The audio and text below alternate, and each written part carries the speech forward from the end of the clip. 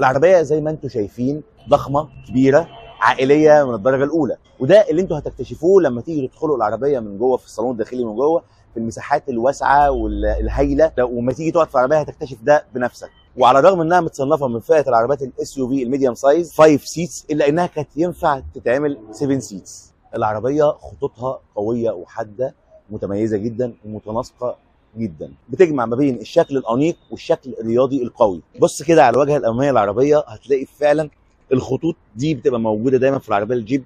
شكل الفوانيس الاماميه قريبه جدا مع الجزء الامامي كده او الواجهه الاماميه من العربيه الرينج روفر، ومع الجزء الجانبي كمان في العربيه مع اللفه الجانبيه كده في الرفرف الجانبي، تحس ان انت قدام عربيه رينج روفر فعلا. يلا مش خساره فيها ال 2 مليون، تحس ان انت دفعت 2 مليون حتش هدر. لو جينا بصينا على الاضاءه في العربيه سواء الاماميه او الخلفيه، فهي جايه بالكامل من ال اي دي، والاضاءه بالمناسبه هنا بتيجي من ال اي دي الماتريكس. كشافات الضباب زي ما احنا شايفين كده محاطه برده كده بحليه من البيانو بلاك، حتى هو جايه هنا عريضه جايه من الفبر الاسود، وعليها هنا بالكتابه بنفس درجه الفبر اللي موجوده اللي هي التوريس. يعني شكلها حلو، شكلها ظريف.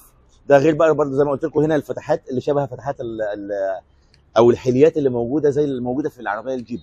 ليا برضه هنا تعليق بسيط كده، انا مش عارف اللمبه دي هي منها للهواء كده على طول، مفيش مثلا اي ازاز او باغه حاجز كده فوقيها ولا لا، مش عارف، ولا هي دي في ازاز داخلي او باغه داخليه فوق اللمبه، مش عارف بصراحه. بس انا حبيت يعني اقول لكم المعلومه دي.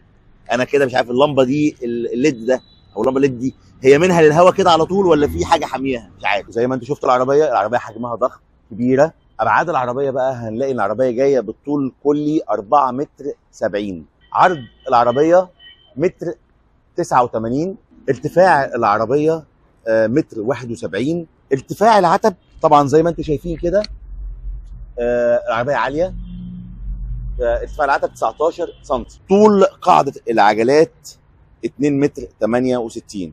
برضو من الحاجات اللي عجباني في العربيه هنا ان في هنا فبر كده حوالين العربيه في كل حته. يعني دايما الفبر ده بيكون بيشكل نوع من انواع الحمايه من الخدوش والتجريحات. ده غير بقى ان في كمان هنا فتحه سقف بدايه من الفئه الثالثه، بس طبعا هنا في هوريها لكم من جوه. بدايه من الفئه الثالثه فتحه سقف عاديه خالص، مش بانوراما. وفي كمان روف راك جاي باللون الاسود اللي مات. جنوط العربيه في الفئه اللي معانا هي الفئه الثالثه اللي هي اللكشري، بتيجي 18 بوصه 235 55. ده مقاس الجنوط اللي معانا في العربيه التوريس الفئه الثالثه اللي معانا. الازاز الجانبي الخلفي والخلفي ده بيجي باللون الاسود معتم،